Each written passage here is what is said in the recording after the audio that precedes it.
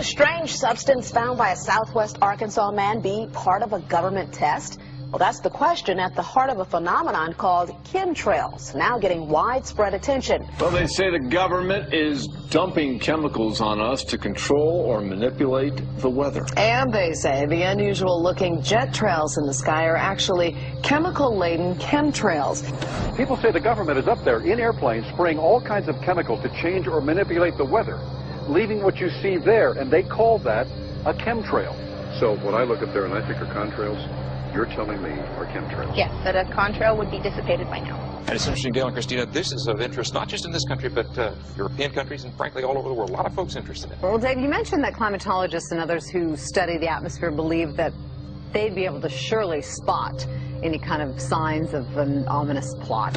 Our journey started in San Diego, California, where thousands of scientists, engineers, policymakers, and journalists gathered for the American Association for the Advancement of Science Conference. One of the topics was the artificial manipulation of the Earth's climate, also called geoengineering. During the meeting, scientists spoke about the plausibility of implementing geoengineering campaigns throughout the world under the guise of preventing global warming. One widely accepted theory was to block the sun by spraying something into the atmosphere. When they were asked about existing aerosol programs, they stated clearly that no such programs have ever been implemented. But strangely, these proposals sounded exactly like what people around the world are claiming is already happening. When I found out that the American Association for the Advancement of Science was going to be held down here and the main body of topics would be on geoengineering, I had to come. I had to be in on this. I had to hear what these top climate change scientists had to say. And that's the other question about chemtrails and whether geoengineering is being deployed right now without our knowledge. I don't have any personal insight into that, other than to say that I worked in government at pretty high levels in the White House and in at state government. I'm personally skeptical of that. But obviously you never know what you don't know. Chemtrails.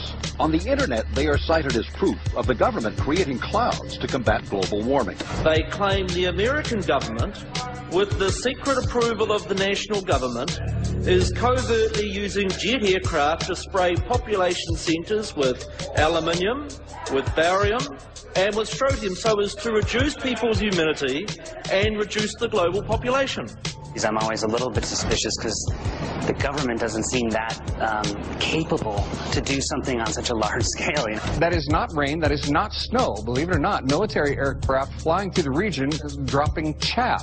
Small bits of aluminum, sometimes it's made of plastic or even italicized paper products, but it's used as an anti-radar issue, and obviously they're up there practicing. Now, they won't confirm that, but I was in the Marine Corps for many years, and I'll tell you right now, that's what it is. And what happens here, military jets, some come out of Key West Air Force Base, and they move up into the atmosphere, and they drop mylar strips. Some could be a little wider, some are small glass fibers that are coated in aluminum. And what the Air Force does is they take their military jets and they dump these out of the aircraft, they fall into the atmosphere, and some take as much to a day to fall down. This is inevitably military or something going on. The government, the Air Force, you see this kind of a pattern like this, you can rest assured there's something going on. They're actually little bitty magnetic and little bitty strips of, whether it's aluminum. Well, it's a nuisance to you and I to determine what's real and what's not, but it looks like it is a life-saving operation there from the military. The apparent motive behind this conspiracy theory is one world government. Order, I cannot hear. Mr. Speaker, I want to assure the House that both my ministry and my colleague, the Minister of Health, who have received correspondence on this issue, that this conspiracy theory does not have an iota of truth, and that the trails observed from aircraft simply come from jet engines. Question number 9. Order. And I think what an appalling example it is of the new Foreign Affairs spokesperson for the Labour Party that she's spreading conspiracy theories about the United States government. The House has heard sufficient. It is called geoengineering, fighting global warming by putting a chemical dust in the atmosphere and reflecting harmful radiation back into space. We take geoengineering to mean deliberate, large-scale intervention in the Earth's system. There are a variety of schemes that have been discussed for geoengineering. A classic example is injecting reflecting particles into Earth orbit. Nevertheless, there might be some good reasons to think about aluminum. It turns out, first of all, there's been a lot of work on the environmental consequences of aluminum in the stratosphere. The big deal really is that aluminum has 4 times the volumetric radiative forcing for small particles as does sulfur. And that means you have 4 times less surface area for the same radiative forcing.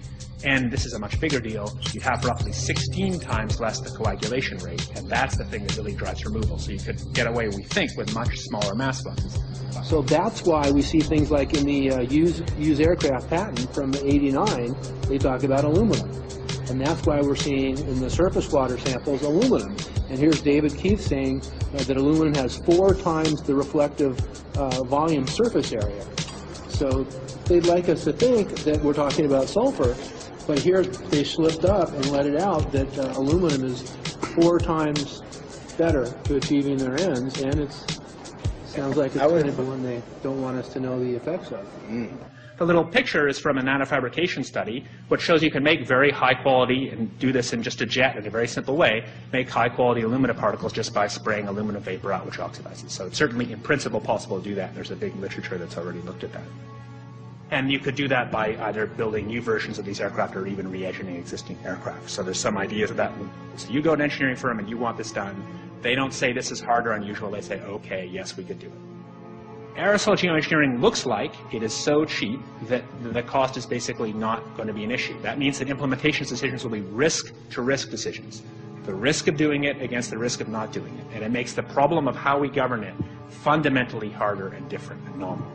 So I've told you that it's cheap to deliver materials to the stratosphere, and I'm convinced that's true. I don't think that will change.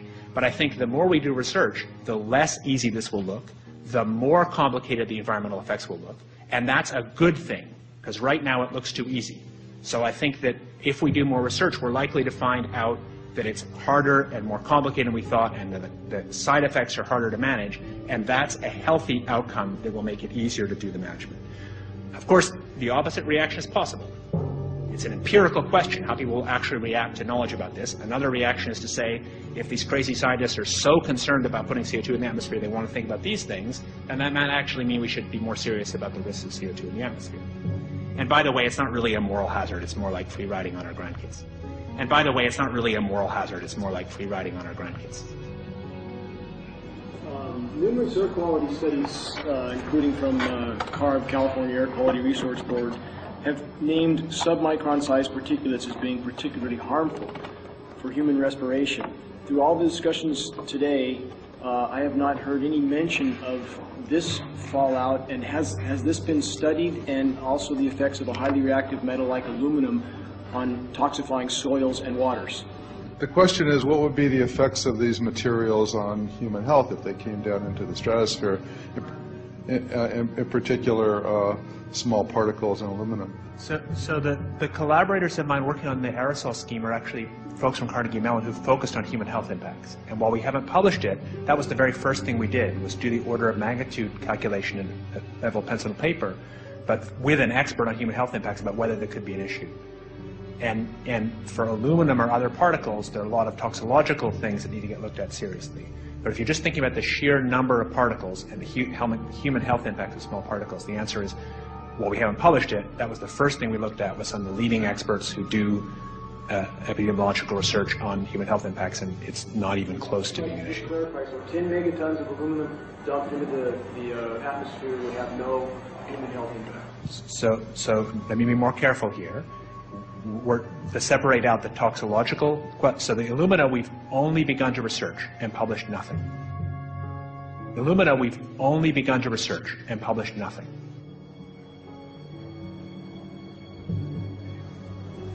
Dane looked at him and he said, so you're telling me that spraying 10 to 20 megatons of aluminum, as you said, would have no human health effects?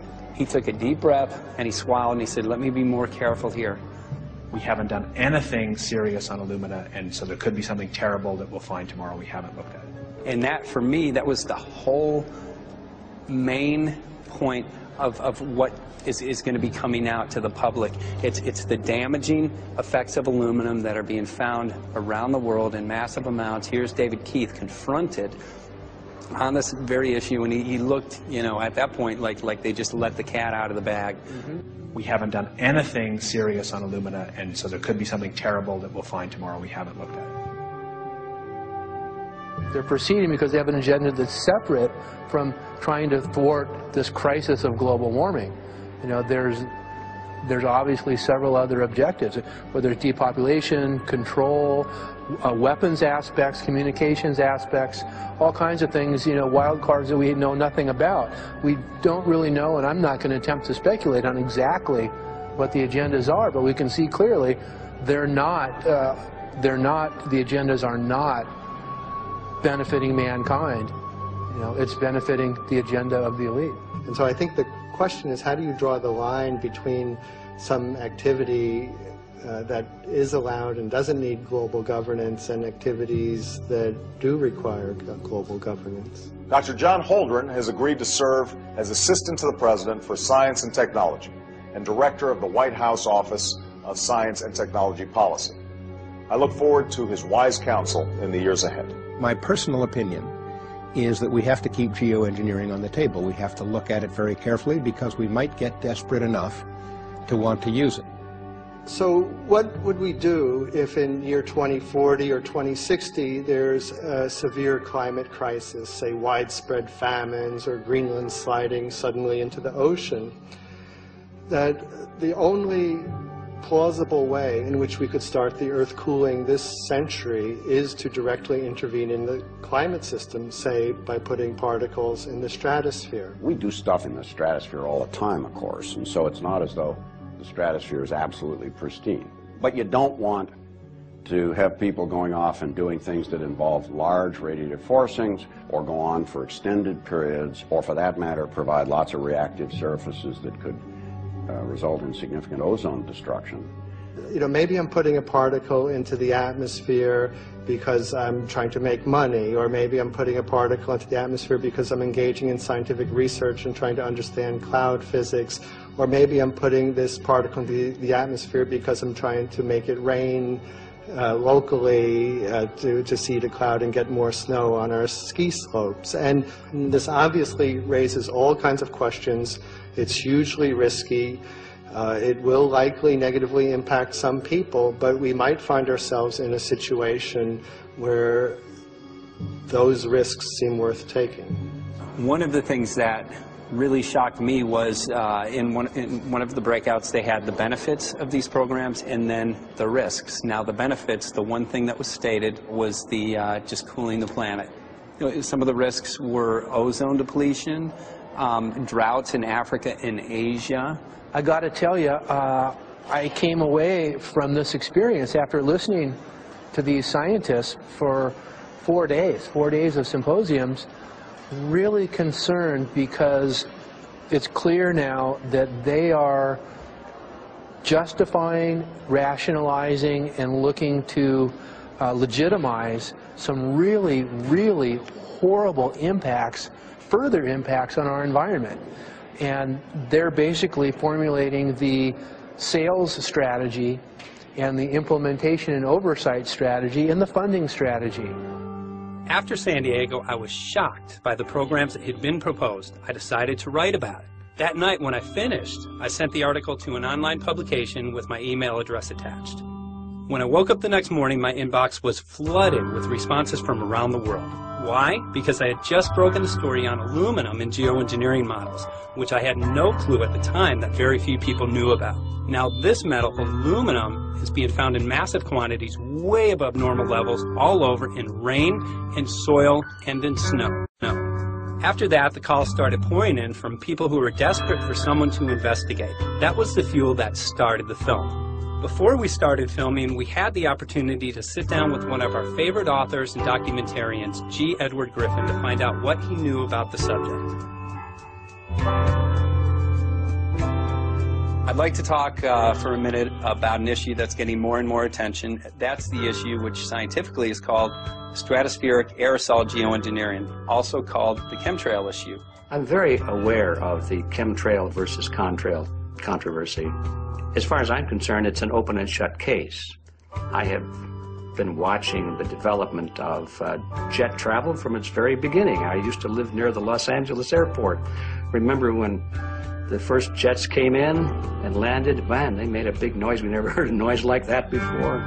And we used to go down and sit at the end of the runway and watch these jets come in and take off because it was a novel experience. I've been watching jets all my life, and I know about jet contrails. I've watched them. They're vaporized moisture, ice crystals, and they get out there in the atmosphere, and then they effervesce and evaporate and then disappear, and you can see them. The plane moves along, and the little white trail follows right behind it, and usually about 10 or 20 lengths of the plane or thereabouts, and then it's gone. And you can still see them that way, by the way, once in a while. So there goes a contrail. These other things we're talking about are not at all the same phenomena at all. These planes go by, and they billow out this white smoke, and it covers the sky from horizon to horizon. It doesn't dissipate at all. And they crisscross each other. And you see this thing cover the sky and turn it milky, and then people start having trouble breathing, and then you hear stories about the aluminum and barium deposits that they're picking up and the residue. And you put it all together, and I don't see how anybody who's got their eyes open and their mind open can come to any other conclusion but that somebody is spending a lot of money and effort to spray the planet. The question is, why? I have my own theories, but I hope that there will be some good investigative reporters go out there and get us the answer. I know that whenever it's finally discovered, and it will be, the people who are doing it will undoubtedly say, oh, well, we did it for you folks. It's for the greater good of the greater number. It's for the society. It's probably to prevent global warming. Or maybe it's to inoculate people against some kind of a dreaded biological attack. We can't go around shooting everybody in the arm, but we can spray them and save their lives. You see how good we are? We're doing it for the benefit of society. I know they're going to, whatever it is, they're going to say it was for your good or mine. Think if we had the ability to steer hurricanes, and the hurricane was going to slam into New Orleans.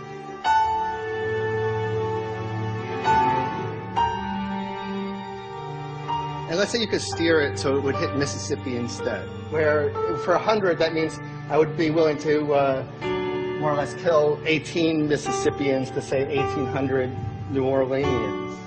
And if you do that knowingly, are you murdering those 100 people? And there's all kinds of equity issues there. Now, also, we might be wrong about our steering, and if we didn't do the research right, maybe our steering would intensify Katrina and even kill more people in New Orleans. And so this question of how do you develop the confidence to know that your intervention will reduce overall damage, and then how do you deal with the understanding that you might be damaging some people who wouldn't have been damaged before while saving people overall? The spraying appears to be mostly in NATO countries. I've seen it here in the United States, I've seen it in England, I've seen it in Scotland, I've seen it in Canada, and I've had reports from people who live in France.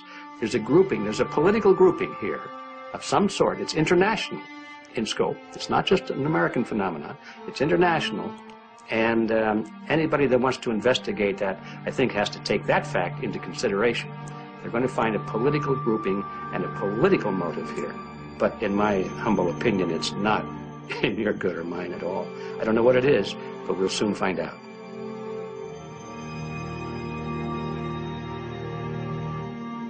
I'm sure that if you follow the old advice, which is follow the money, you'll come to the answer sooner or later.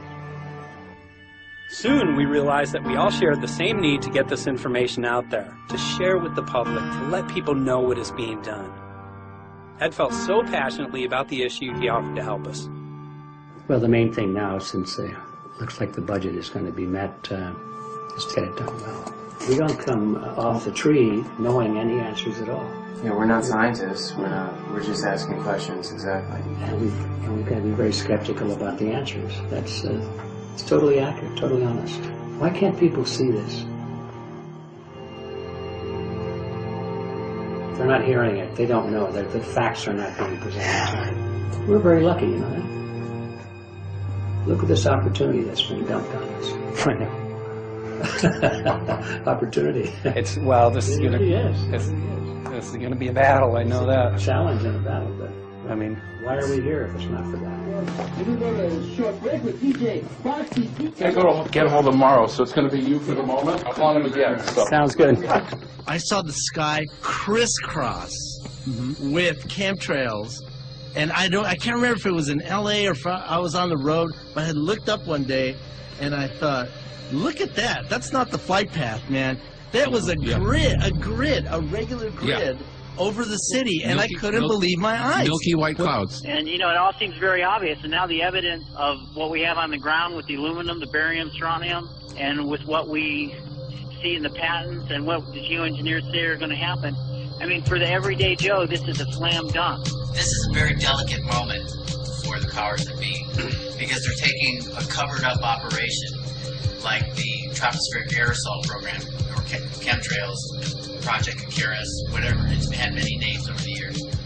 And they're making it over into a geoengineering scientific shield to deflect sunlight because global warming's out of hand. So at this very moment, the belly of the beast is right above us with no armor. Whether people believe in chemtrails or not, the geoengineering should be scary enough. And when people learn about geoengineering, chemtrails will then become apparent. Because they're the same. So you're talking about global conspiracy here. Geoengineers propose doing this on a global level. Off to Redding, California. Guess this is the second step after the AAAS meeting. We'll see what we find.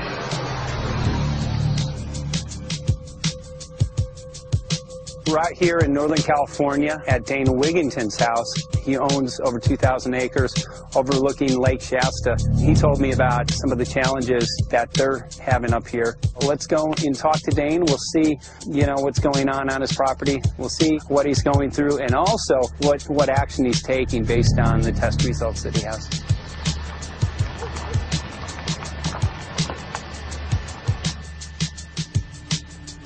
As you know, I have a background in the energy fields. I worked in the first solar plants in the continental U.S. in the early 80s. My home was on the cover of the world's largest renewable energy magazine, so this is my background. My goal has been to alert the public there is a mountain of toxic material falling on us, period.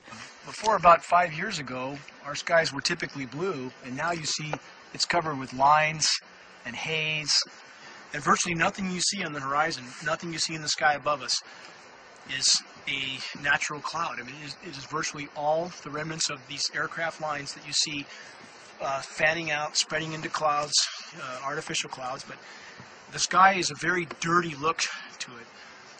There's not the white cloud blue sky that we had only a few years ago, but it looks like there's some sort of massive industrial activity or forest fires burning over there, and we see that typically every night. You see even down to ground level, the clarity drops off significantly, and we don't see that except for the days when we have these long, lingering trails that spread and cover the whole sky, and on certain days you can see these trails actually dropping vertically like a veil. We assume the particulates are descending, and we have the tests to prove that we are being inundated with levels of aluminum and particulates that are literally tens of thousands of times what would already be considered high. So we're not talking about exposure to a slight percentage higher of these toxic materials. We're talking about quantities, for example, off the side of Mount Shasta. If you can pan back, that's a landmark in Northern California, considered to be a pristine water source. Aluminum or snow sample off the side of Mount Shasta tested 61,000 parts per billion. This is just ordinary snow water, and people are drinking this stuff when they're hiking on the mountain. And remember, government action is required at 1,000. This is 61 times over the government limit, and our hikers are drinking this poisonous water on Mount Shasta Mountain itself. Barium, 83. Strontium, 383. So this summer, the people climbing are drinking poison. Basically. I certainly wouldn't want to drink 61,000 micrograms per liter of aluminum. And again, we've already seen in 5 years soil pHs in this area that have escalated 10 to 12 times, and we can prove that conclusively. Well, this is not speculation. We can prove conclusively that these metals have been in the rain. We have duplicate samples. Bachelor of Science in Forestry, International School of Forestry at Missoula. Master's in Zoology, specialized in aquatics. 35 years with the U.S. Forest Service as a wildlife biologist. And before that, several years with the USDA Soil Conservation Service as a soil conservationist. Also have run the botany programs, range and grazing programs. And I continue that today. Right now I do a lot of master gardener consultation work. When I started this garden back in about 2005 or so, the pH here was 5.5, 5.6. This is the old soil survey of the county. You can look at the page right here. This is my soil right here. It's a Dietz 125, 126 here at my house. And here, the soil reaction pH should be between 4.5 and 6.0. And over there in the pure mud, it's even a little darker. It's 6.8 right there. And what can this do to plant life and ecosystems? Well, you haul one of these things out and you start looking at the little things that are crawling around the soil. A lot of times they aren't there anymore. The little soil arthropods that you can barely see on a microscope, you can actually see movement with this. Little tiny macroscopic, look like little moving pieces of dust. Those start to go away. They're not gone entirely, but they start to go away. This is black oak acorns. You know, this is pieces of cedar wood. You know, come on, folks. This should be very acid, and I'm getting 10 times higher than expected. There's something really wrong here. Well, you can see all those reports, lots of them. You have over 20 reports here. Well, at least 20. I'd say it'd be closer to 30. All revealing dangerous amounts of aluminum and barium. You know, the science is there that something funny is happening. And the naysayers say, well, so what? Isn't neutral good? Well, no, neutral's not good.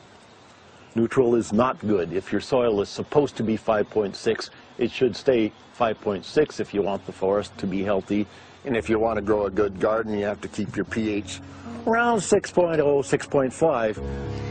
I think that we just need to wake up and just look at what's happening, because we can't just ignore it, because it's going to get worse and worse if we just keep ignoring it and pushing it away like, oh, that's nothing. There was mason jars, and they were brand new, sterilized, and that's what we catch the rain in. And then there was a HEPA filter that we tested the air with. Okay, so you caught rain and then you basically filtered air. What did you find? Aluminum and barium. Here's another test that's revealing 375,000 parts per million aluminum, barium at 3,090, and strontium at 345. Yeah, that's from a lined pond. With EPDM fish-safe pond liner. There is no chemicals, manufacturing materials at all in that pond liner that's available to the aquatic life. It's designed for that purpose. The well that feeds this pond has been tested and retested. ND, no detectable aluminum, 0. The only other place this pond can receive water is rainfall. We are located on a filtered, forested hilltop, miles and miles and miles away from any industry, highway, and so forth. After several heavy spray days, there was a film that we received formed on the surface of the water, and we tested that crust, and it was aluminum and barium. That after a year and a half's accumulation had 375,000 parts per billion of aluminum in it. It's literally toxic. We can say conclusively that what we see in the sky matches expressly what's outlined in numerous patents, and the materials on the ground match those patents. This material was not there 5 years ago. It is a recent phenomena in the quantities it's in. It has escalated in some cases 50,000% in 5 years in the case of aluminum. From our original baseline reading of 7 parts per billion, which was already high, it has escalated up to 50,000% in 5 years. So we've seen profound changes in that time. Dr. Leonard Time, PhD in chemistry, I cross-checked with him, and he says the oxides of aluminum, barium, and strontium will drive your pH into the coastal, from an acid soil like this up into the neutral. There's no question about it. And that's exactly what you see happening. Wow. I have a doctorate in inorganic chemistry from Oregon State University, in which I was working with different metals and oxidation states, and then did a postdoctorate work at Brandeis, where I was working stabilizing off oxidation states of different metals.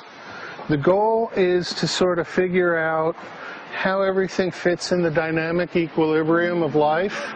I was working with Francis up in Mount Shasta, and he showed me some rainwater analyses that had to do with levels of aluminum, strontium, and barium in the atmosphere.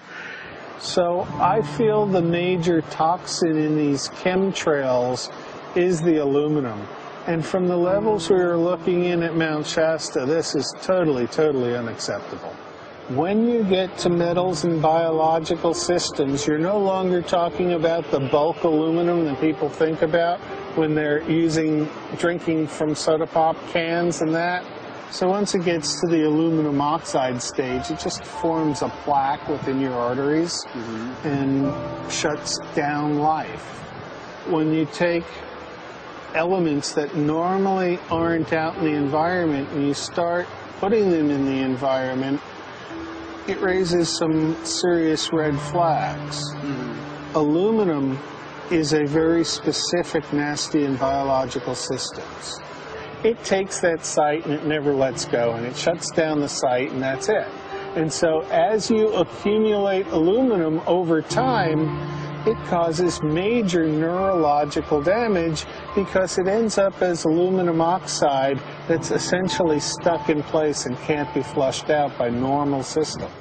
At the core of everyone's conditions is always some level of toxins.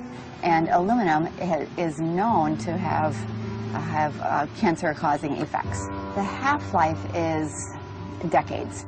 I think that we should be working on taking more of these toxins out of our environment instead of adding more toxins in. It's very concerning that if we add more toxins to our environment, that will be increasing the rates and risks of cancers. Even one patient is not worth it. So sad that they would consider putting aluminum in our environment to affect something when they could be causing so much more damage. Wherever the material is coming from, it is there. The amount of metal falling on us cannot be disputed. Absolutely, this is not speculation. The amount of metal in the last 4 years, as I said, have increased to a degree of thousands of times, and California Air Quality Resources Board has studied the aerosols from China. These metals are not amongst them. Mike, the reason I've chosen to focus so primarily on this issue is I feel all other issues are secondary. What could be a greater priority than not being able to walk out your door and take in a breath of air without sucking up heavy metals? If our land base is being poisoned, if our waters are being toxified, what will we have left to work with? Whatever we choose to focus our time and energy on, whatever our political beliefs, that this is a common ground for all of us. We must have air that we can breathe that's not full of toxic chemicals and metals. We must have water that's not completely laden with whatever is being emitted from these aircraft.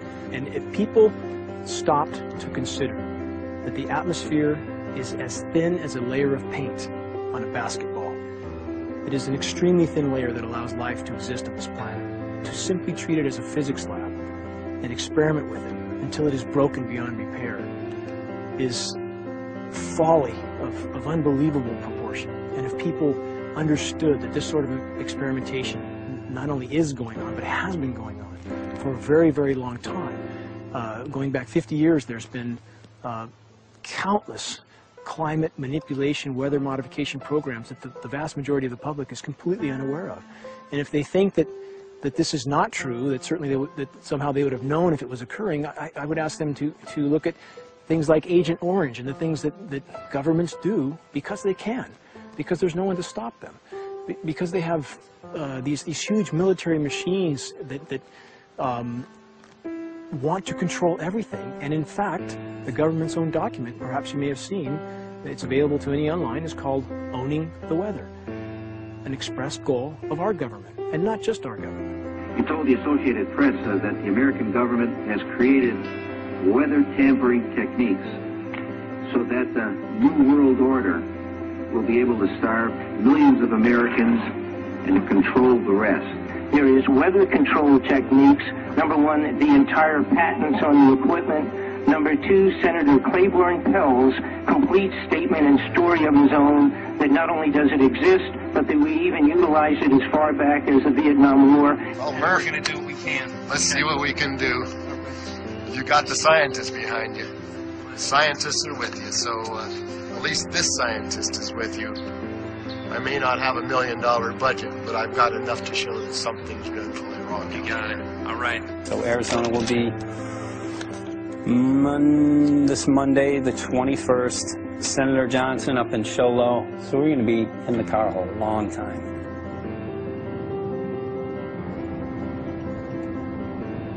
Well, it is such a pleasure. This is such Meet a place back here, I'm Yeah, telling this you, is Michael. But you know what? is great. We love it. It's so private and it's so quiet and peaceful. And please come in. My name is Karen Johnson. I served in the Arizona State Legislature for 12 years. I was in the House for 8 of those years and in the Senate for 4 of those years. When you see a plane fly overhead, there's a trail that leaves the end of that plane, and it goes from one horizon all the way to the other as the plane flies across, and it begins to filter out and cover more and more of the sky in kind of ripples. It widens out and fills the whole sky. I mean, how could anybody think that that was the case? And then to live and to be underneath that and know that whatever is in that is falling down upon you and upon your animals and upon the earth. And I mean, it's frightening to me.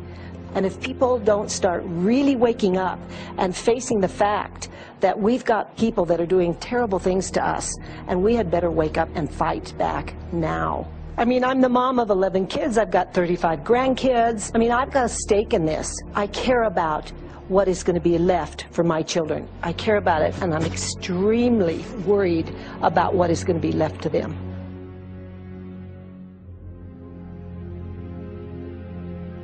Aluminum is toxic, and we know that it's accumulative. And we know that we're getting more. So we're absorbing it in the air, we're drinking it in our water, so we are accumulating more. So the thought of more aluminum being dispersed in our environment in the way that you mentioned is very frightening to us and very disturbing to us. Those of us who have done any research on this are really quite concerned that we are ill-informed about this issue, and mostly that it's being done.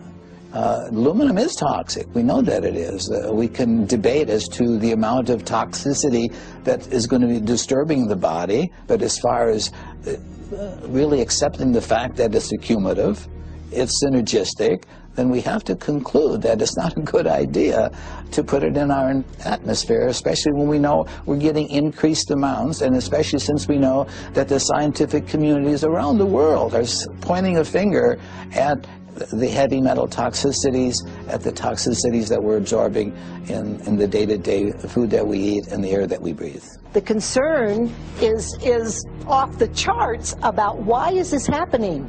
Why is this being allowed to be sprayed continually all over the United States, all over the world? Who is paying for this?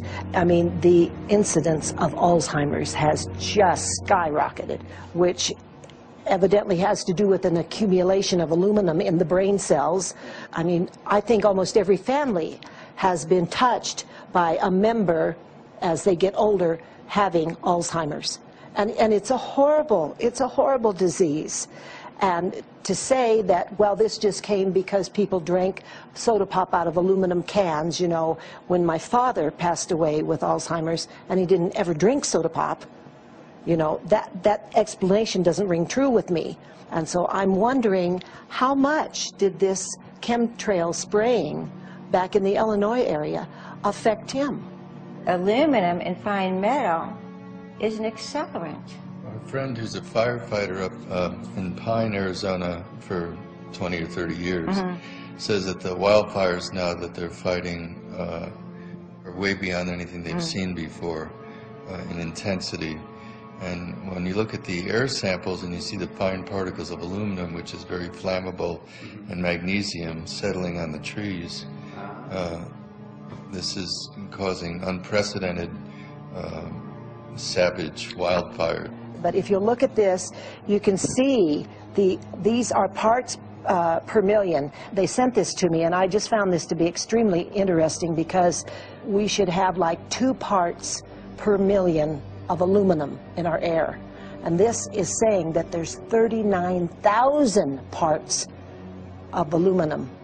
That's astronomical. Barium is high. I mean, these are way off the charts of what people should be breathing or what's coming down on them. And, you know, if people wonder why their health is deteriorating, why they're having to go to emergency rooms, why they can't breathe, you know, why they're getting Alzheimer's, this has been planned. We have elites, I don't know what you want to call them, one worlders, Illuminati, I don't know, whatever you want to call them. But with these people that don't care about the average person. They only care about themselves, their greed, their power, and if they eliminate, you know, 2/3, 3/4 of us from the planet, so much for the better for them, because then they don't have so many people to have to herd around and worry about. So this is a lot what this is about, and this is very, very alarming and scary. I mean, where is this stuff coming from, and why? Why is this kind of stuff being put out there? You know, I've heard different explanations about, oh, we need to cool the planet, all this and that. But if people are up there trying to cool the planet, why do they need all this kind of stuff in it? The explanations just never have really rang very true. And as I'm setting up the equipment, she looked at me, she said, all these trees here are dying. And I said, what? She says, all these trees in here are dying. So I thought, well, I'm going to test for aluminum, because that's one of the key things in the programs that we're talking about, and titanium. And I took some of this bark sample and tested it, and it came back positive with aluminum and titanium. Then I started traveling around California, noticing the same thing. In Lake Tahoe, there was a lot of the same type of bark, all through Sacramento area and Davis. Just about everywhere I went, I was noticing this silver white bark. What I think is happening is these chemicals are getting down in destroying the roots. And then as they come up, they're going out into the bark. Those 2 right there are the ones that are just, it just hurts so bad to see these 2, because look how old and big they are. We probably lost 40 trees right here on our 10 acres. Every week, every other weekend, we'd see another tree that was beginning to die. And I mean, it's just so sad, we just cry. And to think that that might have something to do with it, along with their other explanations, would really, really frost me. Every time you lose a tree, you know, it's not good, it's just sad. And there's another one over here in this little group of trees here. Don't you feel better when you stand up and fight than if you crawl down in a little hole and go to sleep? You know, I mean, my gosh, people, your families are out there, children are out there, your grandchildren. I mean, you've got to do something to help.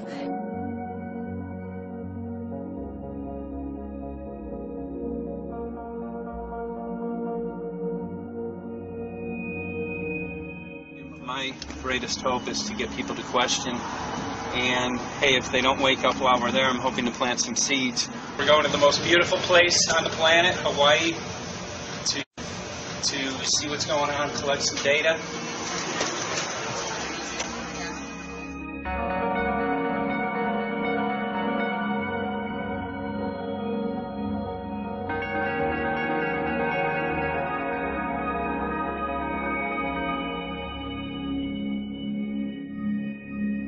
Thank you for having fun with us. Hope you enjoyed the trip. Have a great vacation and welcome home if you're lucky enough to live here. Thank you.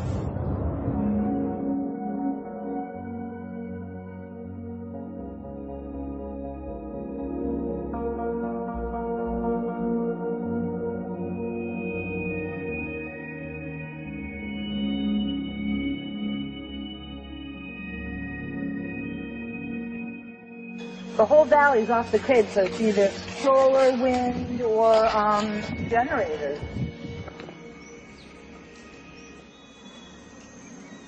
Look at this, man. Yeah, the mind can't even conceive of a dream of this. Right. Yeah, right. Even coming here, and one would never think, you know, in paradise that it's getting destroyed. And they're doing it island style. They do it off the island, right? They do it off the island, so they don't, you know, you don't see the chemtrail airplane. The theory is that they're spraying the ocean, offshore, and It's coming in on the... and it's coming in. Now these are coming from the west. They're also spraying on both sides today. A lot of this stuff is actually chemtrails coming this direction. There's material that's blocking. We should be able to see to the horizon, you know, where the Earth curves, because we're high enough and we have the ocean, right? So we should be able to see. We should be able to see the Big Island. It's only 30 miles away. And you can see it's not a blue sky behind it. That's the key. It's all, you know, has that kind of weird looking blue, like silver blue, I call it. And this is a nice day. You know, there's no more blue sky. The night, we're going to look at the stars at night, and it's like, you'll see, you can count them. There's so few stars at night now. There should be hundreds of thousands of stars, and I can count the stars. There's like one here, and one planet here. It's like, you might see, some nights you'll see 100, some nights you'll see 10. This is what concerns me, this kind of stuff right here. It's just soft. Okay. This just comes right off, this bark. That's not natural. Well, I've seen hundreds of thousands of coconuts, and I've never seen it falling apart like that. Look at this, you guys. I've never seen anything like this. I used to trim trees all the time in the Big Island. I've never seen anything like that. That's why I'm concerned. Not an easy task that you have here on the island. I could see the skepticism because it is so far beyond anybody's reality. It's amazing. It's just amazing to try to look through somebody else's eyes. Like my eyes, I can see this, so it's like night and day.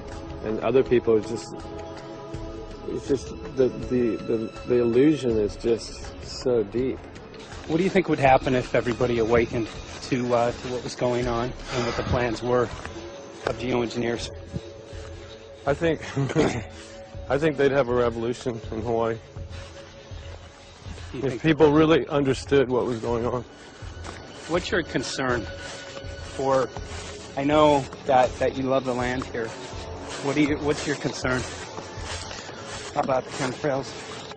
Well, that we won't be able to live here and grow our own food, and that our health is going to be compromised. You think it already has been? Yes. And the thing is that they're doing it every day here, every day. So it's hammering, micro doses every day. And then, of course, it's getting in the environment, and of course, it's weakening the plants.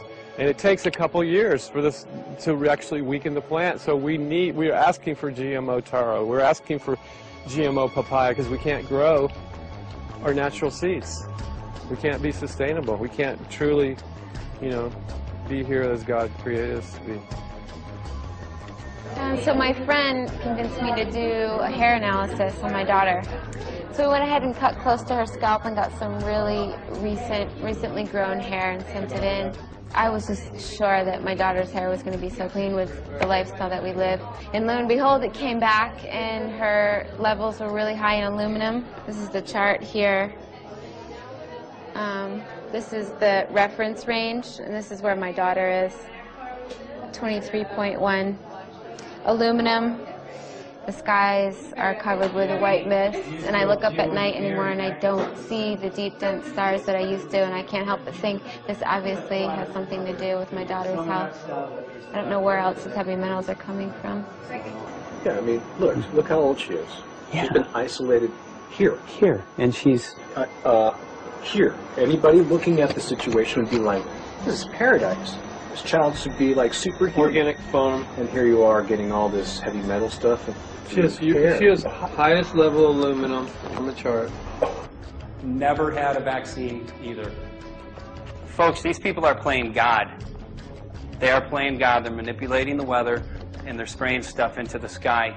They are trying to geoengineer everything, including your plants and trees and your ocean. Well, tonight, we're just hoping that instead of not looking at it, you start looking into it, because I really believe from the bottom of my heart that we are in a real crisis. I really do. They are proposing dumping 10 to 20 million tons of aluminum into the upper atmosphere. What does aluminum do? It changes the pH of soils, which is toxic to plant life. Also, it's very toxic to human health. Are they doing it? Well, let me tell you about my experience and what we found. We have much evidence that not only suggests, but I believe prove that they are happening. What's going on? And as I promised, we're joined right now by a very special guest, Michael J. Murphy, currently on location in Hawaii. He's working on a documentary film called What in the World Are They Spraying? Michael, welcome to the program. Great to speak with you today.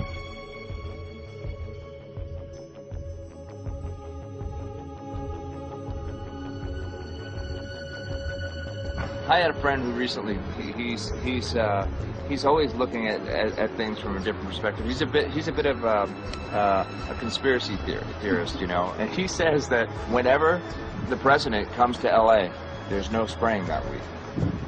Could you have a better place for an interview? I mean, look. Well, this is being done over our farms and over our things. So basically, they want to eliminate our ability to eat organic food, have clean water. So in some ways, it sounds to me like, and you know, again, it's just a projection, but it sounds to me like this is control. How do we control the masses? Yeah. How can aluminum be good for you in any? And what was the second chemical you mentioned? It's barium. Barium aluminum. Obviously, those are toxic to everything.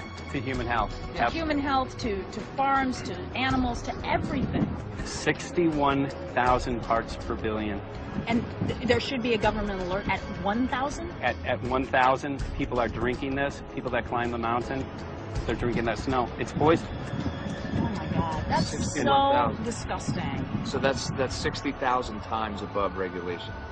Exactly. 60,000 times above regulation. And I've talked to friends, and they're like, well, that's just ice. That's just condensation. And I'm like, you can talk to a second grader. Ice doesn't float in the sky and spread out that way, you know? You're not an expert, but you're a concerned citizen who said, wait a second. Who's actually doing the research. Yeah, you're doing the research, and that's what we need to do as Americans and say, you know what, I want to know what's going on. I want to know what the FDA is doing to my food. I want to know what the government's doing with my air, my water, and the soil. And, you know, it's just great what you're doing, and I just, my kudos to you for bringing light to this subject. Put all of the theories aside, just what geoengineers are proposing and what's being found is scary enough. So we can just address that. And I encourage more people to just step up and ask questions and do what he's doing. So thank you, Michael, very, very much. Aerosol spraying aluminum affects everywhere, and we have a beautiful tropical climate which I believe might be in jeopardy. So we wanted to not only come and bring the message of what people were finding around the world, but encourage people to test for the aluminum, strontium, barium. Essentially, I think it was an effective trip. I saw a lot of people here in Hawaii, in Maui, awake and not only curious, but willing to look into this deeper, and that's my only hope. And this is one of the boldest moves, I think, from Ed Griffin yet. This is the taboo topic that nobody's supposed to talk about, and that is aerosol spraying. Now, we've got tons of documented proof of errant aerosol spraying. It just blows my mind that the whole essence of humanity has always been to look up into the sky and ask why. Though there are no limitations, there's endless space, an endless universe. Now, in the 21st century, we're not allowed to do that. Anyone who looks up and sees the giant grids and the X's in the sky that weren't part of our existence until just a decade or two ago is somehow called a kook. And the people that are the best and biggest proponents for the revolution and for liberty, they don't want you to talk about it because you could discredit them. It seems to be an industry that's being built up to milk the taxpayers by undergoing some kind of a giant global spraying program to make all kinds of money on the project, and they don't seem to care really what effect it has. They're not trying to experiment to see if humans can survive it or anything like that. They just want to get this stuff up. And then we discover, as we're going further down the line, that there are companies generating genetically modified organisms, or seeds, modified seed crops they're being engineered to resist the aluminum in the soil. And a lot of crops won't grow in that, and so now, after they've messed up the soil, all the farmers were going to have to go back and buy seeds that have been genetically engineered to resist the aluminum that have been put into the soil, and all of a sudden, mankind is completely dependent upon these companies like Monsanto and other giant agricultural firms. You can't even grow natural seeds anymore, and we're looking at that. It's a shocking thing. I hope we don't find that that's true, but all the arrows right now are pointing in that direction. We get into cost-benefit analysis here because there's also HARP could be involved in this, geoengineering, as you guys mentioned, which is documented heavily in Dennis Kucinich's bill, that is the Space Preservation Act, which, by the way, I don't think got through Congress. And then Kay Bailout, as we call her here, Kay Bailey Hutchinson, also put together some legislation in order to qualify geoengineering, which, again, is supposed to save us all from global warming. But it is cost-benefit analysis because they can benefit on so many different levels. Ed, that's how they do everything, isn't it? That's right. And, you know, there's an old adage, if you just follow the dollar, follow the buck, you get to the source of the problem. And it looks to me like there's a tremendously profitable industry being built up right now around this concept of geoengineering or weather modification or reducing global warming and all of these other things that can be sold fairly easily to an unsuspecting public. They all say, oh, well, that's good. We don't want global warming, you know. And so they put up with this, and they don't question, they don't criticize. But behind the scenes, you see a whole industry being built up, which is, as I say, tremendously profitable, and the money for all of that is coming from the taxpayers. And it's a scam is basically what it is. We're just focusing on the one area that is real easy to prove. There's no speculation in the area that we're going into. They definitely are doing this geoengineering. They definitely are talking about it. They're working up formulas for it. They're putting together strategies for it. They've got funding for it. Everything is in place. We don't even have to go into those other areas to make the case.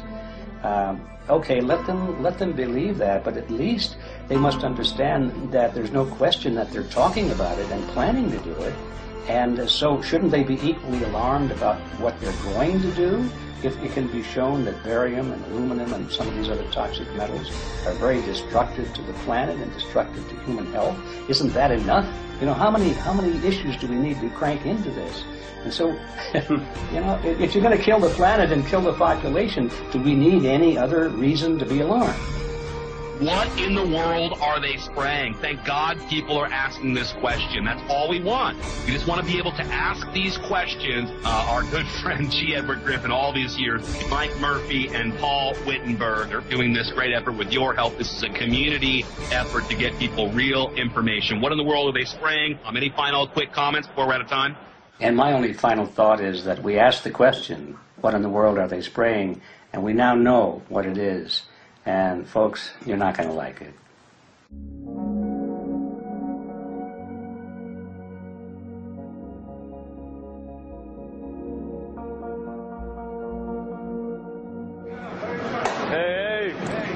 I'm Peter Vreken. I'm from Belgium. I'm 54 years old. I can't believe it myself. I'm a very happy and grateful person. We are doing the job the police, the Justice Department, or the Environmental Department should have been doing. And it's really essential that it's going to be a grassroots revolution. I think so. God is on our side because we are not fighting against, but for. Yes, we're fighting for. I was in the council for about 25 years and also a period as the mayor. So from that moment on, 10 years ago, everything started to change. I started to get a picture of what is really going on. And it became crystal clear to me that we, humankind, have been manipulated and dominated and exploited for centuries. So, and this chemtrail phenomenon made me angry because I was so helpless.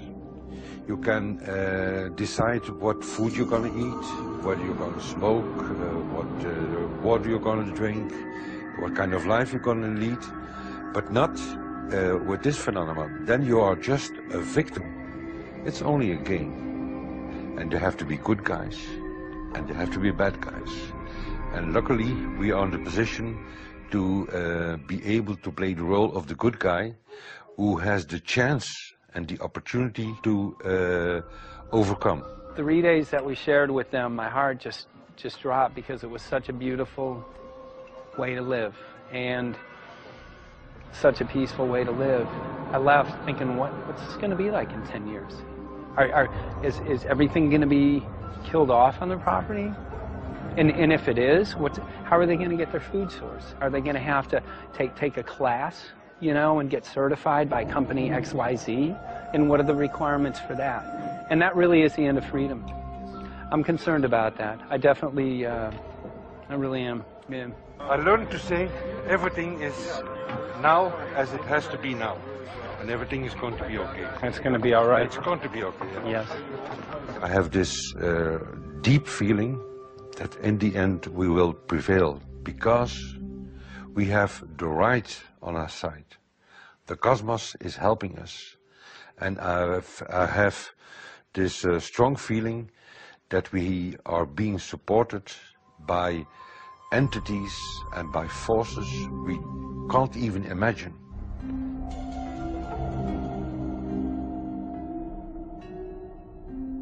Here for the first time we have this scientific proof that we are being spread. We are being spread, and it's incredible and it's hard to believe, but we are being spread. I think at this moment to stop is not an option.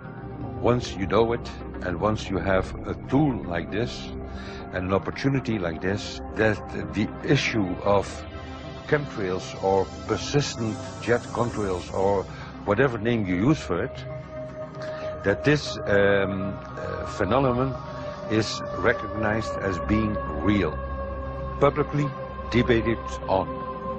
In the context of geoengineering, I think it's high noon to bring this to the public.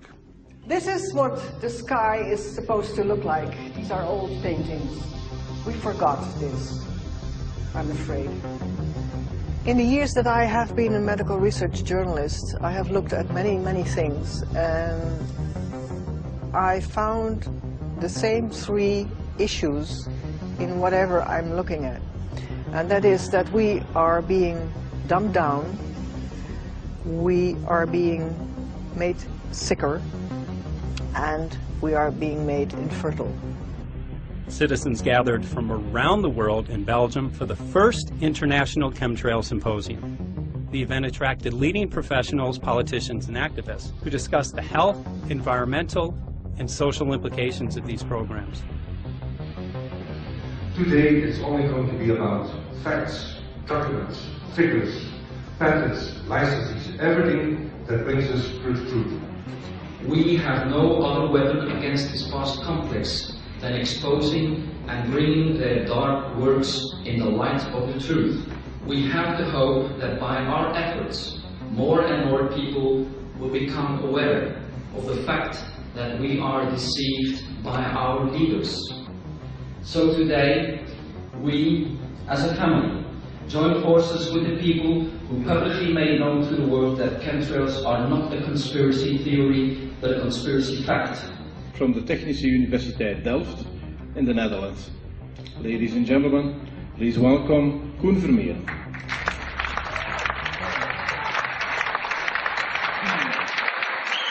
Well, I'm Koen Vermeer. I'm a university professor of Delft University of Technology. Usually people are with their heads to the ground in their own two-dimensional space and they don't look up. But if you do, you see more and more spaces like this. And it worried me too. I have no explanations to our students about these phenomena. And then I studied it myself and I found out that I couldn't give them the answers they wanted, because I think that the phenomenon is not natural. It's not natural what is happening, and the explanations that are given to us are not enough for me.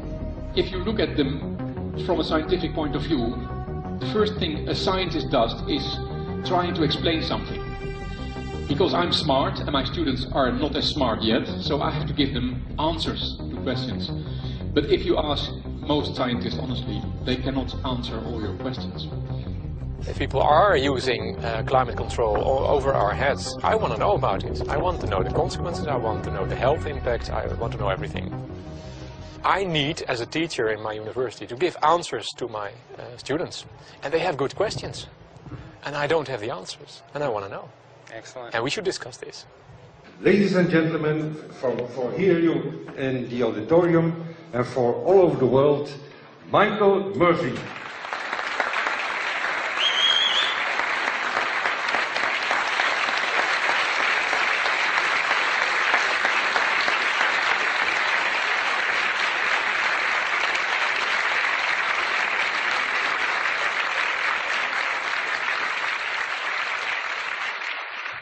Well, thank you very much. It's definitely an honor to be here in Belgium. The people who are in power control everything. They control the markets, they control us, and now they're even controlling the weather. And they can use that for warfare applications. The one thing that they cannot control is what God had originally made, and that's natural organic seeds. This is called the Hegelian dialect. It's called problem, reaction, solution. The problem here is massive amounts of aluminum, things starting to die. The solution is company X that says, hey man, you're not getting yields on your crop. Everything's dying. But I got the solution. I got a seed that will grow in this environment. The only problem is now you have to start buying from me. We're a little concerned that maybe part of this agenda could be to kill off anything that's natural and organic and re-engineer it with aluminum-resistant GMO seeds. Many may know we just got back from a week of filming in Hawaii, and it was an incredible trip. A big concern for the people there is they're beginning to see softening of the coconut trees. But their concern is that these programs may again be part of a broader agenda to destroy anything that's natural and organic, so that the corporate redesigned GMO foods might be the only source of food for people. I didn't anticipate so many people, young and old, who are interested in this phenomenon and are concerned about it. And I especially liked the address that the young girl gave today. Only 17 and already making an address to the audience. That is, well, incredible. My name is Sofia Xenidis. I am 17 years old. It is quite scary to know that the air we breathe is not what it's supposed to be. That the food we eat and the water we drink contain traces of those substances, which are sprayed out over all of us, as though we were being poisoned like insects. The feeling that this is causing me are feelings of deep anger and rage. I don't want to be poisoned, I don't want to be infected with cancer, and I'm just so angry that this global poisoning can be going on such a massive scale, and not enough is being done to stop this crime. A clear answer to one question. Are we being sprayed? Have we been sprayed? And is it their intention to spray again and again? What are we going to do about it? How are we going to deal with it?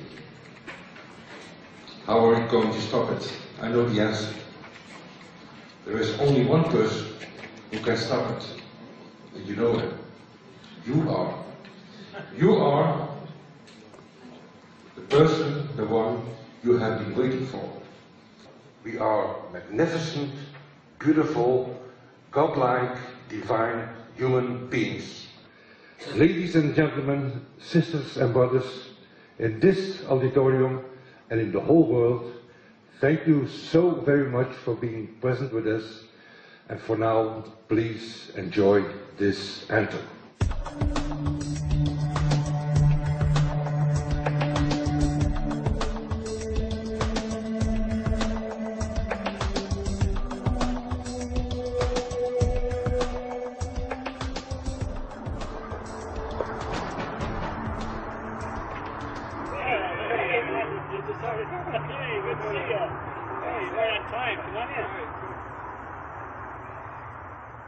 So, anyway, I'm glad that the weather's been good for you fellas so far. Just think if we were doing this in the wintertime, you might, if you're going to Washington, D.C., you might run into snow. Thank God we're not. That's right. You know, it's interesting because of the different weather modification programs. There's something like, I think, right around 32 in the continental U.S. alone going on. So the theory is that geoengineering is in part weather modification. You know, Mike, that's a very good point. There are so many subsets connected with this issue of geoengineering. People are writing to us all the time with information about the connection to global warming, the connection to weather modification. Some people think there's a connection with Morgellons disease. Others think it's kind of a means of transmitting electromagnetic impulses from the HAARP antenna system up in Alaska and Siberia. Boy, it gets your head spinning. And each area, I think, is worthy of investigation, but we have so little time.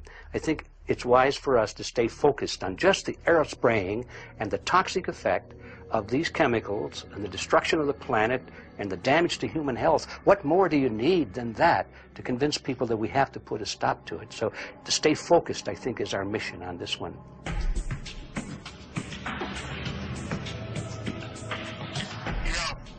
Jeremy, we had an idea. We know that you know the political system real well. Our idea was this. We have a ton of data and information that we've collected throughout our travels, and you know, we really think a good way to end the film would be addressing this to elected officials, some of the senators. So we were wondering this, if you might be able to come and kind of help us out and perhaps show us the way in how to get this done politically. But it sounds like a really good idea, and I'm also going to get to, in terms of researching who it is that we should really focus on talking to about this. At the very least, if we could make it impossible for them to claim that they don't know at this point, we can strip away their plausible deniability that they haven't heard of the data that points to geoengineering stratospheric aerosol operation already going on. At the very least, it should be very interesting to go to District of Criminality and put some people on alert. Yeah, you have a lot of enemies in Washington. That's where all the power comes together and the money, you know. So there are people there, I'm sure, that just don't want us to do this job. But I'm glad you're going, and you'll find out.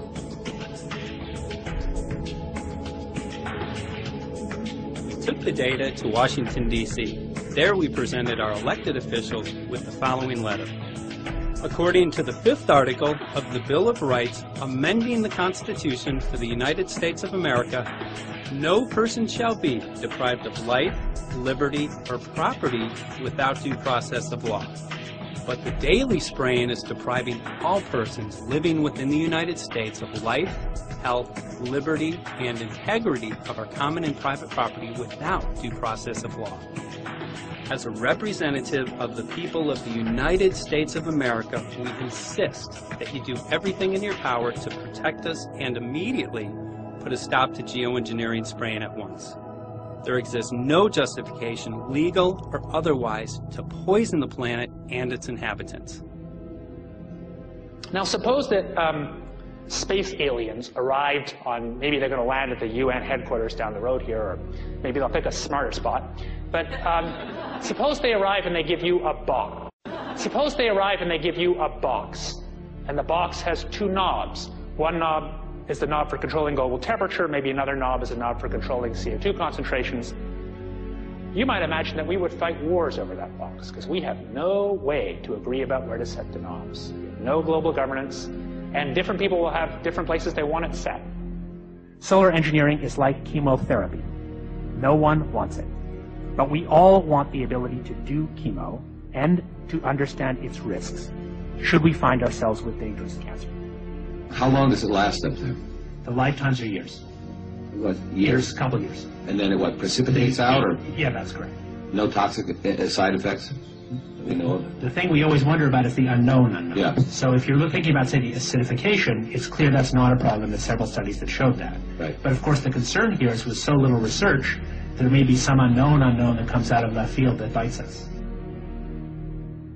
My name's Mike Murphy. I'm a filmmaker in from Los Angeles. We're covering an issue called geoengineering.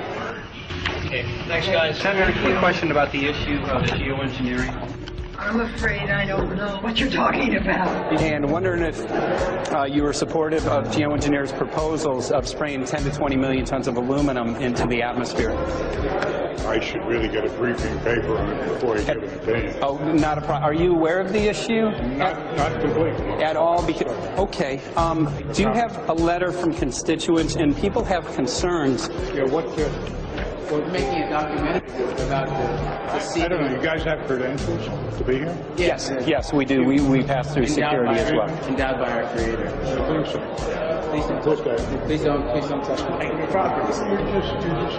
You're lying. No, what did we lie? What did we lie about, sir? No, we're not. What are we lying about? Lying about what?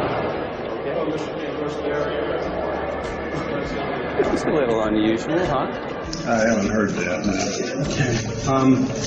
You're not aware of it? And it appears that these programs have already been deployed. You know, I have to look at that proposal, and so, why don't you let me review it? I can do that. Are you aware of? Actually, I'm going to go. Yeah. Let me go ahead and get that. I will take a look at this, and I will act accordingly. General, this program, this openly covert program of the aerosol spraying, stratospheric aerosol spraying, geoengineering, using tons of aluminum, spraying it up in the sky. I have no idea what you're talking about. Okay. Commonly called chemtrails, sir. When you were the head of NEMA, did you see the aerosol trails? Mike Murphy, filmmaker in Los Angeles. Hi, sir. And we're covering an issue called geoengineering, and wanted to know if you're supportive of geoengineers' proposals.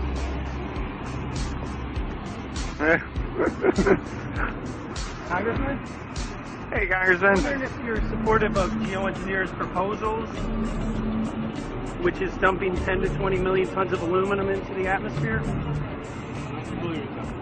Pardon? Okay. Can you make an appointment to my office? I'm not supportive of it. I haven't looked at it close, so I don't. Have you heard of the issue? Because it's becoming mainstream in public, and there are actually congressional committees which are being formed to talk about these programs. Mm-hmm. Yeah. Well, I think when we drop anything into the atmosphere, we should know prior to the effect of that, right? Yes. And if we don't have the knowledge as to what the effect will be, we shouldn't do it. I think there are 4 different options for thinking about deployment of geoengineering. The first one would be we just ban it. I would argue that one does not want to get too firm a restriction in place on small-scale studies early on because it'll tie the science hands. I think what the science community ought to be trying to do is say, you do small-scale stuff inside this space, and it's a scientific question what that space ought to be. There shouldn't be a lot of oversight and restriction. Congressman? Excuse me. Hi, I'm Mike Murphy from Los Angeles, covering an issue called geoengineering. These guys are running from the geoengineering issue. I wonder why. I'd have to talk to my staff. I don't know what your details on that are. Have anyone made you aware of the issue, or? Sir? Congressman, your committee talked about geoengineering last November.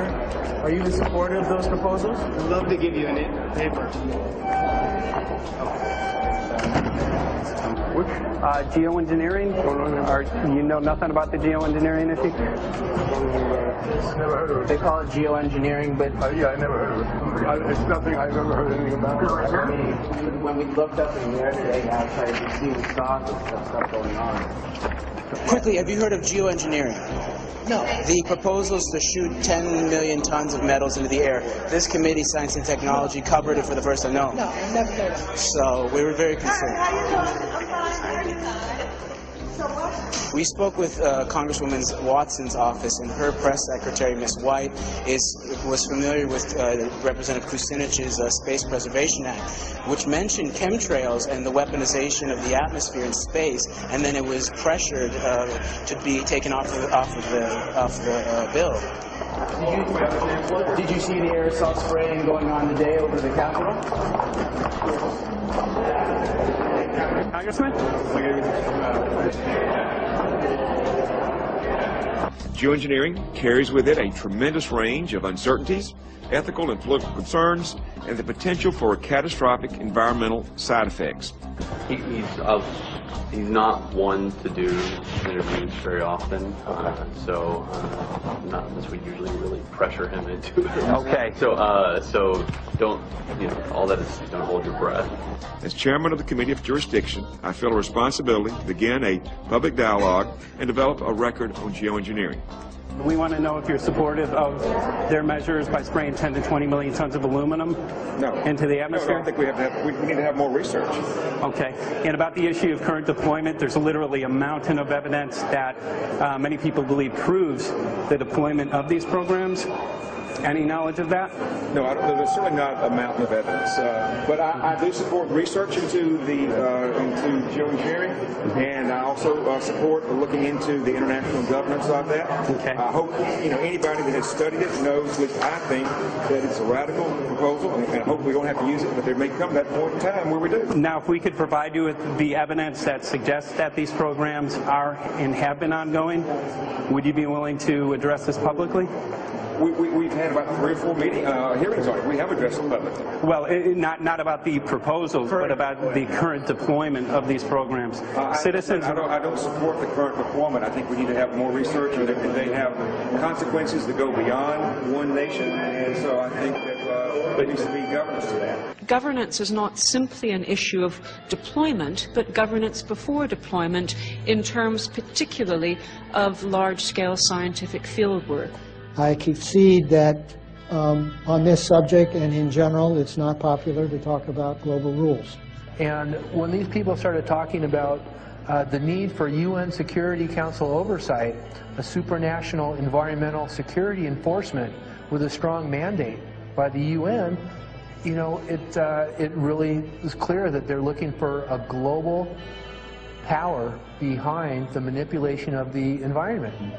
But I do think it needs to be sort of an international kind of treaty that does tie and bind all nations into a common fate. It is a common fate. And unfortunately, it's not just big governments that could do this. It is small governments. It is billionaires probably could figure, I'm going to save the world all by myself, and I won't bother to mention it. How do we decide when there's a planetary emergency? Whose hand is on the thermostat? How do we decide when to start it? There's no way to do that right now. And what if we do start doing it, and then by some problem with the technology or with the will, that we can no longer do it? In a year or two, the aerosols will come out of the atmosphere and temperatures will shoot up at a rate much faster than it's going up now. And it's that rate of change that's hard for us to adapt to. So once we start it, we'll be sort of locked into doing it for a long, long time. And so that, and with basically no end in sight. Boeing would pursue this to make a profit, right? I mean, the financial motivation to do this. Let's see. So let me not speak for Boeing. Is that allowed? Okay. Yeah, well, it is what it is. No, but someday, if the U.S. is going to decide to do this stuff, they're going to look to a company who can do it, and you want to be positioned. Boeing would rather be get it than Lockheed Martin. So certainly we have an industrial base that helps the country take on technologies and large-scale challenges like national defense. And we do that both for a profit motive as well as, I think, as a national service. So I think it would be truly disastrous if, you know, we discovered a few years from now that there was a black program that some government had stood up to sort of learn on the quiet how to do this. It's pretty clear you can cool the planet, but you will not and cannot bring it back to exactly the same climate state you started with. So you may or may not, and I expect we'll have a lot of back and forth about how useful it is to ameliorate the risks of climate change. I think there's a good evidence it probably is useful, but we don't know. But it certainly can't get you back to exactly the climate you started with. I think everybody agrees with that. Do you think you'll see deployment in our lifetime? Let me say I hope not. Al? I would agree. I hope not. I hope Very not. preached. Okay. I see this as something like an evacuation plan. You know, that you build big dikes, and maybe that's the emissions reduction to try to keep the flood from wiping you out. But that if that flood should come, that you'd like a plan for what to do in the event of that catastrophe. So I see these options more as a catastrophic response option and not as a way to reduce risk of everyday climate change. You would advocate mitigating consumption of beef as a means of accomplishing your objective? Yes. How would you suggest going about that? You can't. I mean, it's your job to decide what to tax and what not to tax. Obviously, if you wanted people to behave differently, you give them incentives and disincentives for behavior. But I'm sure that's the answer you wanted to hear, Mr. Smith. If only my time had not expired. Thank you, Mr. Chairman. Because there's literally aluminum and barium contamination found around the world, believed to be from these programs. Like, look, today over the Capitol looks like they're deploying some type of aerosol. Did you see it? No, I didn't, but you see. In a James Bond scenario, some rogue rich guy puts some airplanes in the air and sees the clouds. What is to prevent that? Okay, are you aware of the issue?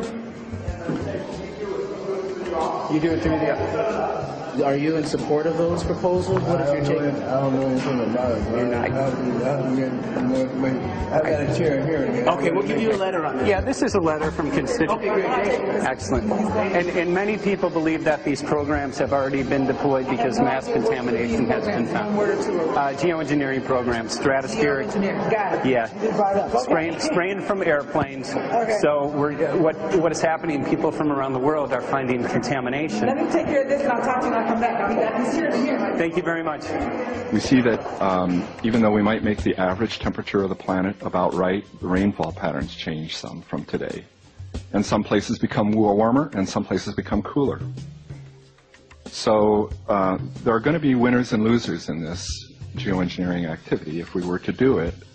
But nevertheless, as David has said, there are reasons why we might consider doing it.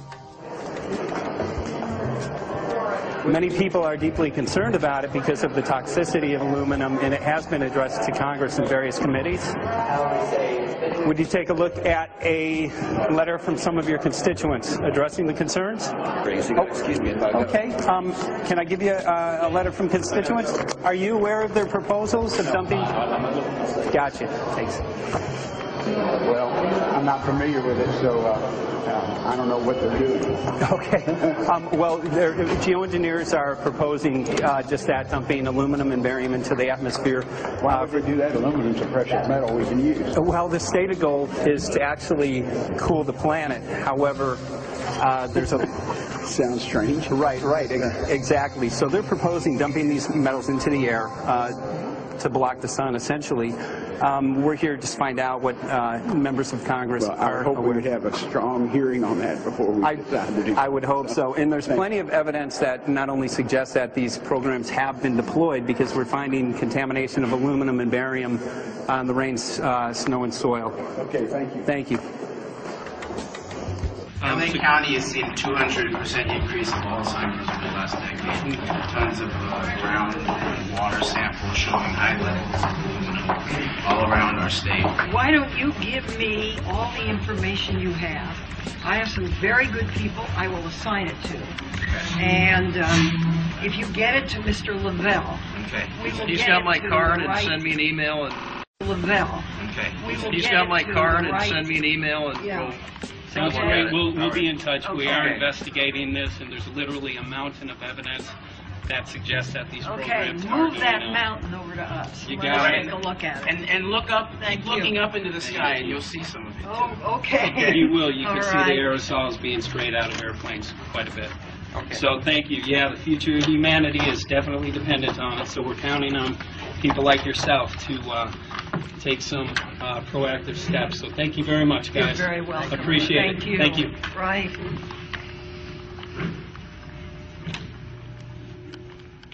A lot of Congress was running down the hallways to avoid answering any questions, looking for doors in the hallways. So apparently the war is against all of us, and we're all in a hostage crisis. People who took an oath to uphold and defend the Constitution are not only know this is happening, are participating in this. And all of us have a duty to stand up and speak out about it. Why is the water being contaminated? Why is the soil being contaminated? Why are aluminum-related diseases going up? And it's affecting all of us, and thus we all have the duty to stand up and speak out and get educated and stop this. For our own sake, for our children's sake, it is a crucial moment in history right now.